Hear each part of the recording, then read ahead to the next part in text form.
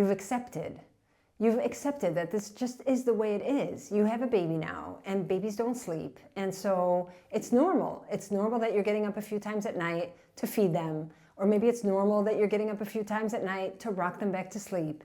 And it was working for a while. So you just accepted that that's the way it's going to be.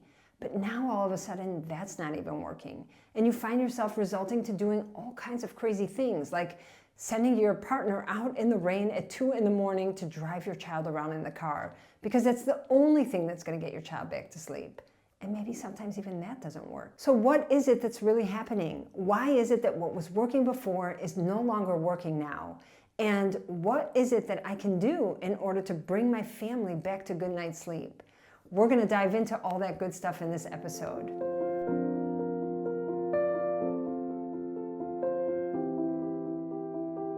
The first thing we want to understand when we're dealing with night wake-ups is that we are most likely dealing with what's called a dependency. When our children need something external, and I call this external because it means it comes from me or it comes from the outside, such as rocking my child to sleep, standing next to my child until they fall asleep, giving my child back his pacifier all night long, driving my child around in the car so that he can fall asleep, or taking them on a walk in their stroller so that they can fall asleep. I think you get the idea here. Those are called dependencies or sleep associations or crutches. And when we instill these ways of going about putting our child to sleep, it seems like it works at first, and it actually works quite quickly at first, which is why we fall into this kind of loop where I'm just going to rock my child to sleep. It takes me 5 minutes, and then my child sleeps just like a baby. And then before you know it, it's not 5 minutes anymore. It's 6 minutes, and then it's 10 minutes, and then it's 15 minutes. And before you know it, it creates another wake up. Now you have 2 wake ups of 20 minutes, and then you have 3 wake ups where the third wake up is 5 a.m. and your child won't fall back asleep. And so you start thinking to yourself, what's going on here? My child is just an early riser, and my child needs me to rock him to sleep. And somehow we hold on for dear life. We hold on for dear life thinking, this is just the way it is. And our parents tell us that's how it was. So the neighbor also said to us that's how it goes. And we just buy into these sort of say excuses about, I'm not sleeping, my partner's not sleeping, the whole house is on edge again and again and again.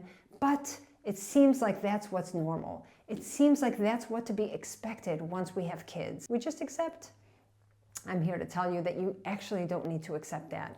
You don't need to compromise on your family's sleep. You don't need to be sleep deprived all day. You don't need to be living your life on edge. You actually have influence over how your family is sleeping. In this episode, we're going to talk about what it is that we can do in order to move our child kind of sort of say over the bridge onto the other side, where sleep is good, where you're in the driver's seat again, and everybody can reap the benefits of a good night's sleep. Like we've said in previous episodes, our night is divided into thirds. So we have the first third of the night of deep sleep, the second third of the night is lighter sleep, and the third third of the night is REM sleep or dream state.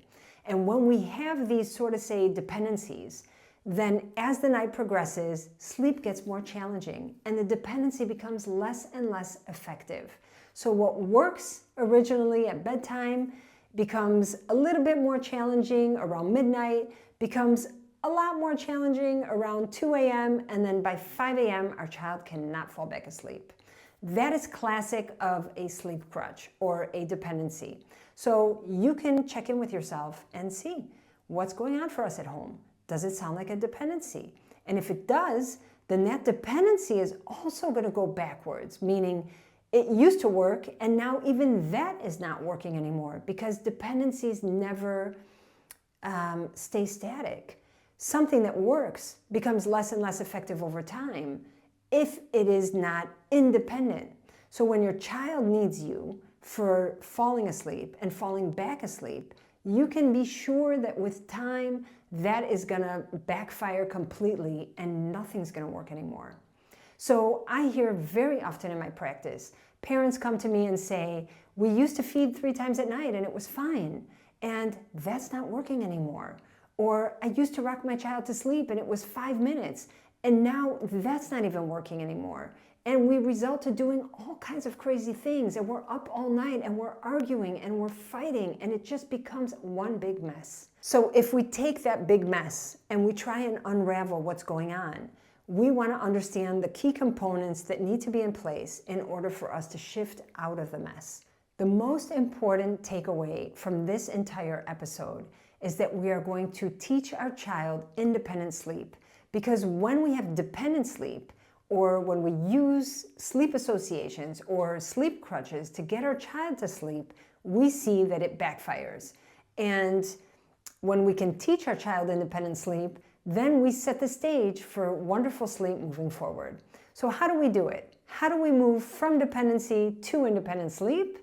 We want to first wrap our head around the idea that we are soothing our child to calm and not to sleep. When we soothe our child all the way to sleep, they fall reliant on us being there in order to make that happen for them. And then throughout the night, they need that again and again. And as we said, it becomes less effective. So if I can just show up in a way that will soothe my child to calm, then I can still show up in a way that feels right for me. I can be in line with my values, and I can also be aware that if I overstep that boundary, I'm going to sabotage their ability to sleep well. And I'm also going to end up becoming resentful because it's going to end up taking me time and time and time again to put my child to sleep, which eventually is not sustainable. So when we soothe our child to calm, that just means that we are intentional. That means that we are showing up with intention. So when it's time to put my child to sleep, I am doing a bedtime routine with them that's super cozy and cuddling. I'm orienting them around the fact that they're going to be going to sleep. I bring them to a state of total relaxation so that they're ready to be in their bed. And I dare to walk out before they are asleep. That means that I'm aware of what I'm doing and I'm not just reacting. So every time my child needs me, I can show up. Of course we can show up. That's the beauty of this whole thing. But I'm not just doing whatever I have to do until my child is quiet. I'm actually trying to teach my child how to go from a place of soothing to sleep without needing me in the mix. That's going to make all the difference in the way that your child can actually sleep. It's also going to make a difference in the quality of sleep that your child is sleeping. Because many times people say to me, you don't know my child, he's such a light sleeper. But a light sleeper is classic of a child who is dependent on someone or something external. So once your child is able to lean on themselves and put themselves to sleep, their sleep will deepen and they won't be as sensitive in their sleep. So we're soothing to calm, not soothing to sleep. That is probably the most important thing that you can put focus on as the parent in order to facilitate good sleep for your child and for your entire family. Together with what we're doing, we always in quiet nights talk about how we are showing up. So it's not just about what I'm doing, it's also about the energy, and it's also about the way that I'm showing up for my child. Because remember, and a lot of the times we're talking about little babies here who don't even have vocabulary yet. And so how are they picking up on us? They pick up on our energy. They pick up on how we show up. And so don't underestimate the power of taking a good few seconds before you approach your child to center yourself, to be sure of how you want to show up so that in real time you don't get thrown by the situation. So I remember when my kids were little and I would hear crying and it would totally trigger me, of course, as it triggers all of us. And I would like kind of throw myself over towards their room and I would stop myself at the door.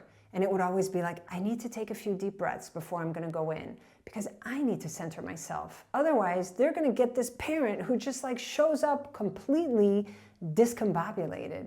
And we don't want that because in a time when our child is crying and having a hard time, they don't need us to add on to that hard time for them. If they are discombobulated, I don't need to be that on top of them. Then there's actually nobody there for them. So putting focus on myself, just a few seconds, you don't need that much time, but it can make all the difference in the way that your child perceives you. And when they perceive a challenging, tricky, difficult situation in front of a parent who is anchored and centered and calm, That in and of itself relays to your child that nothing crazy is going on here and that everything is actually okay and that they are safe and that they're in their bed and that nothing crazy is going on. That's very powerful. So put focus on how you show up. Put emphasis on what's going on for me. It's not just what's going on for my child. Although it's much easier to focus outward, we want to also focus inward. And that is where we have a lot of influence on what it is I'm going to bring into that dance that goes on when my child wakes up at night or when my child needs to actually fall asleep. Trusting that nothing crazy is going on and that if my child feels dysregulated, me bringing in myself regulated is going to be 50% of that dance that's going on. That will help your child be able to fall asleep or fall back asleep. Now, in a situation like this, we usually feel very stressed and we think to ourselves, oh, why is this happening? I wish this wasn't happening. But I like to say, this is so amazing. It's your child's invitation. It's them saying, please help me. Because what was working wasn't good for me in the first place. So now I'm making it unbearable so that you actually have to take responsibility in helping me learn how to self-regulate and how to sleep better. Because it's just what I need as a child growing up. I need good sleep. So if you find yourself in the situation where nothing's working anymore, it's actually an invitation. It's your child pushing you to make a change. And the good news is that you can join me for the 4-day Quiet Nights Challenge, where we are going to troubleshoot your situation. If you join me for VIP, we will discuss your situation, we will talk about what's coming up for you, and we will move you into the direction of good night's sleep. And if you feel like you want a little bit more hand-holding, work with me one-on-one. Whatever works for you, I'm here for you. So thank you for spending this time with me. I know your time is precious. I appreciate your support, and I hope to see you in the next episode.